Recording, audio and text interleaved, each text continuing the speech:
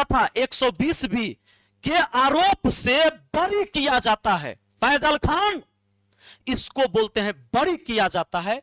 यह उस केस में कोर्ट के अंदर बरी हो जाता है प्रिंस, जिसकी जजमेंट की कॉपी तूने पूरे देश को नहीं दिखाया और एफआईआर की कॉपी दिखाकर उसे क्रिमिनल घोषित किया किसी के मरने के बाद। रे लानत है तेरी इस ज्ञान की। ऐसा ज्ञान तू लेके चला है कि पूरे देश को बर्बाद करने में तू लगा हुआ है। साथियों, फैजल खान का ये वाला पहले एक्टिंग देखिए। देखिए, ये बात बोलना नहीं चाहिए। ये हम कुछ एफआईआर ले आते हैं। प्रिंस के ऊपर 2 किडनैपिंग का, 3 आर्म्स एक्ट का। मृतक व्यक्ति के बारे में आप ये बातें क्यों बता रहे हो? क्योंकि उनको पुलिस दूसरे केस में भी ढूंढ रही थी। ये वो एफआईआर है जिसकी वजह से देश छोड़ के जाना पड़ा। जिसने थोड़ा और सुनिए। तो आप ये कह रहे प्रिंस की मौत के लिए आप जिम्मेदार नहीं हो? आप बताइए कैसे जिम्मेदार? क्या हम नेपाल भेजे थे? क्या हम कहे थे कि किडनैप कर? थोड़ा और सुनिए। के लाओ। हम बोले थे कि नेपाल की शराब लाओ। हम बोले थे कि पिस्टल कमर में लेके घूमो। हम बोले थे कि किसी से रंगदारी मांगो। कैसे फैजल खान ने किसी व्यक्ति के मौत के बाद भी अपनी झूठी कहानी सुनाता है पूरे देश को। फैजल फर्जी खान हमेशा फर्जी खबरें सुनाते रहा। दोस्तों, यही एफआईआर की कॉपी है जिसका वो जिक्र कर रहा है। एफआईआर का मतलब होता है फर्स्ट इंफॉर्मेशन रिपोर्ट। किसी भी घटना में पुलिस सबसे पहले जो चीजें लिखती है वो फर्स्ट इंफॉर्मेशन रिपोर्ट है।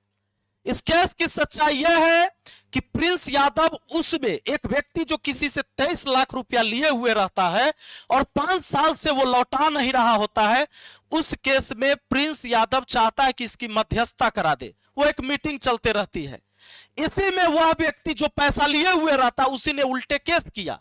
2023 में यह केस जाता है। देखिए, 28/8/2023 को यह केस कोर्ट में चला जाता है और जो पैसा मांगने वाले लोग सब थे उन्हीं के ऊपर एफआईआर होती है, जिसमें प्रिंस यादव का भी नाम दिया जाता है जो मध्यस्थता कर रहा था।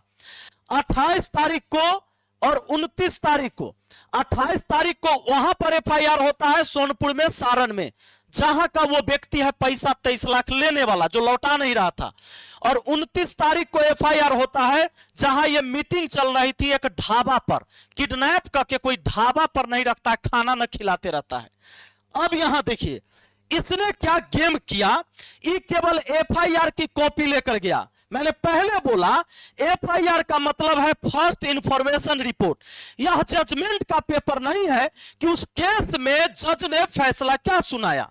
अब मैं बताता हूं। सबसे पहले जब यह केस में सभी लोग को पुलिस पकड़ के ले जाती है, जब कोर्ट में यह बहस चलती है, जज जमानत दे देते हैं, बेल पर ये लोग बाहर रहते हैं। लेकिन इसका फाइनल आ जाता है 25/2/2026 को, यानी 25 फरवरी 2026 को फाइनल जजमेंट आता है इस केस में। फैजल खान ने इसको छुपा लिया। जजमेंट की कॉपी इसने तो दिखाया ही नहीं शुभंकर मिश्रा जी को। अब यहां पर देखिए जो ऑर्डर आता है, इसको जरा आप पढ़ेंगे। मैंने इसका हिंदी अनुवाद भी कर लिया है। इसमें बताया जाता है कि ये देखिए 12 नंबर में जो जानकारी है यहां हाईलाइट है। आदेश हाईलाइट किया गया, रेखांकित जो यहां किया हुआ है।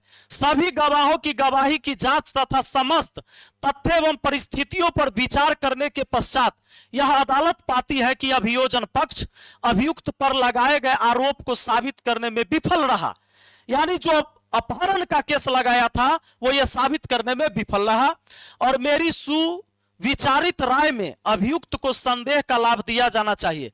अतः अभियुक्तगण जिसका जिसका नाम था, ये सारे नाम, इसमें प्रिंस यहां छठा है, जानबूझ के इसका लास्ट में जोड़ा गया था जबरदस्ती में नाम। अब सुनिए, कहता है को अभियुक्त व्यक्तियों के विरुद्ध समुचित साक्ष्य की कमी के कारण भारतीय दंड संहिता 1860 की धारा 364A/34, 365/34 तथा 120 बी के आरोप से बरी किया जाता है। फैजल खान इसको बोलते हैं बरी किया जाता है। यह उस केस में कोर्ट के अंदर बरी हो जाता है प्रिंस, जिसकी जजमेंट की कॉपी तूने पूरे देश को नहीं दिखाया और एफआईआर की कॉपी दिखाकर उसे क्रिमिनल घोषित किया किसी के मरने के बाद। रे लानत है तेरी इस ज्ञान की। ऐसा ज्ञान तू लेके चला है कि पूरे देश को बर्बाद करने में तू लगा हुआ है। यहां पर देखिए साथियों, अब 13 नंबर 14 नंबर में कोर्ट के जजमेंट की कॉपी, 13 नंबर और 14 नंबर का क्या इसका मतलब है हिंदी में समझिए। सभी अभियुक्त निर्णय के समय जमानत पर है। मैंने बोला 2023 में यह केस होता है, जमानत मिल जाती है, लेकिन फाइनल जब आता है उस दिन ये सभी जिनको अभियुक्त बना गया था वो कोर्ट में थे और अदालत के समक्ष उपस्थित हैं तथा निर्णय खुली अदालत में हिंदी में सुनाया गया। इसलिए फैजल खान हम भी हिंदी में सुना रहे तुमको। 14वां नंबर में क्या जानकारी दिया गया जजमेंट की कॉपी में? मुआवजे के बिंदु पर इस अदालत ने यह निष्कर्ष निकाला कि सूचनादाता और पीड़ित या अपहरित व्यक्ति ने यह एक शब्द भी नहीं बताया कि उसे किसने अपहरित किया। सोचो, फैजल खान जो व्यक्ति के बारे में तुम बता रहे हो जिसका अपहरण हुआ, वह कोर्ट में नहीं बताया कि हमें इसमें से किसने अपहरण किया। कितना बड़ा झूठा है रे तू। खाली एफआईआर की कॉपी लेके चल जाने से किसी के ऊपर दोष साबित हो जाता है? कोर्ट में जो फाइनल जजमेंट क्या आया, ये कॉपी तुमको ले जाने में क्या दिक्कत हो गया?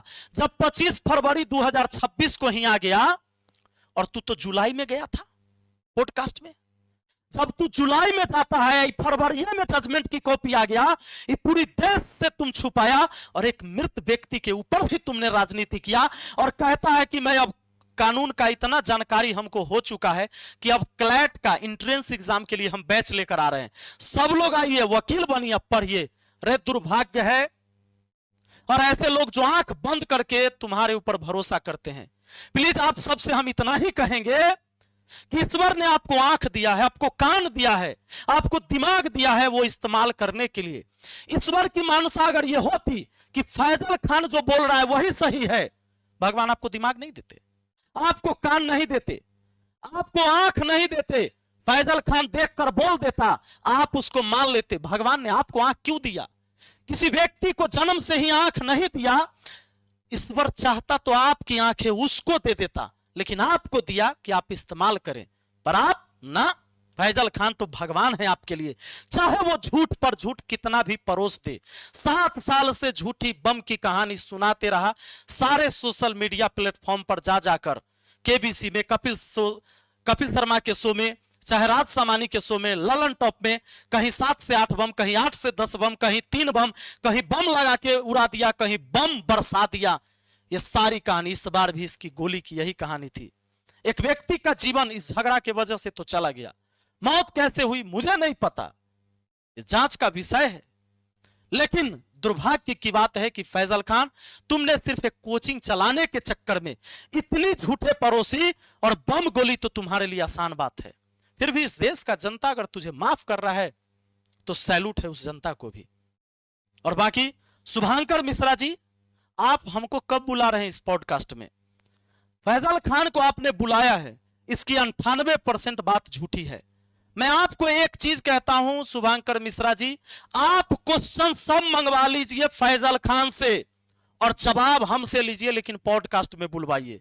तमाम दर्शकों से हम आग्रह करेंगे कि शुभांकर मिश्रा जी के वीडियो में जाकर जरूर कमेंट में लिखिएगा कि विपिन सर को एक बार पॉडकास्ट में बुलवाइए।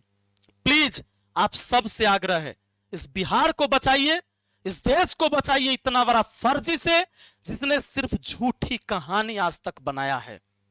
और इससे ज्यादा मैं सबूत आपको क्या दूं?